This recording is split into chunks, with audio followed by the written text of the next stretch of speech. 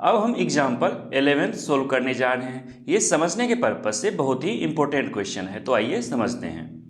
11th number question है कि इस रेक्टेंगुलर एरिया में एक हेलीकॉप्टर क्रैश हो गया है, तो हमको प्रोबेबिलिटी निकालना है कि वो जो हेलीकॉप्टर है वो लेक रीजन में क्रैश हुआ हो, इसका प्रोबेबिलिटी कितना है।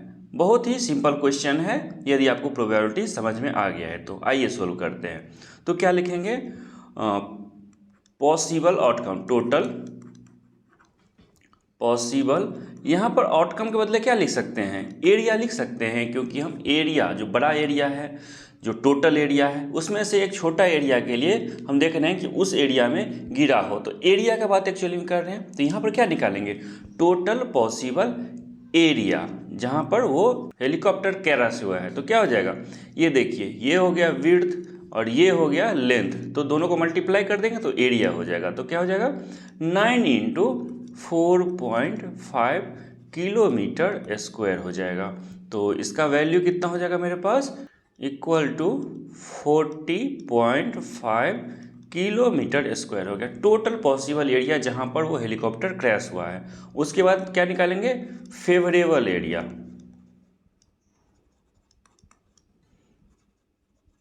फेवरेबल एरिया कौन सा है, लेक वाला एरिया जो है मेरा फेवरेबल है, कि उसमें गिरने का कितना प्रोबेबिलिटी है। तो इसके फेवर क्या है, लेक रीजन है। तो आपको पता है यहाँ से यहाँ तक का लेंथ कितना है, 6 किलोमीटर, और ये टोटल कितना है, 9 किलोमीटर। तो यहाँ से यहाँ तक का कितना हो जाएगा, यहाँ से यहाँ तक का हो जाएगा 9 - 6, यानी कि 3 किलोमीटर हो जाएगा। ऐसे ही ये टोटल कितना है, टोटल 4.5 है, और यहाँ से यहाँ तक कितना है, 2 है, तो ये कितना हो जाएगा, 2.5 किलोमीटर हो जाएगा। सिंपल।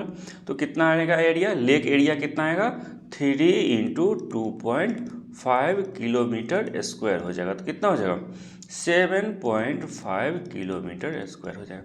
अब तो बस प्रोबेबिलिटी निकालना है। प्रोबेबिलिटी कितना निकालेंगे, प्रोबेबिलिटी फॉर लेक रीजन के लिए equals to total area. Total area कितना है, 40.5 किलोमीटर स्क्वायर है, और ये भी 7.5 किलोमीटर स्क्वायर है। तो किलोमीटर स्क्वायर हट जाएगा, कैंसिल आउट हो जाएगा, पॉइंट हटा दीजिए।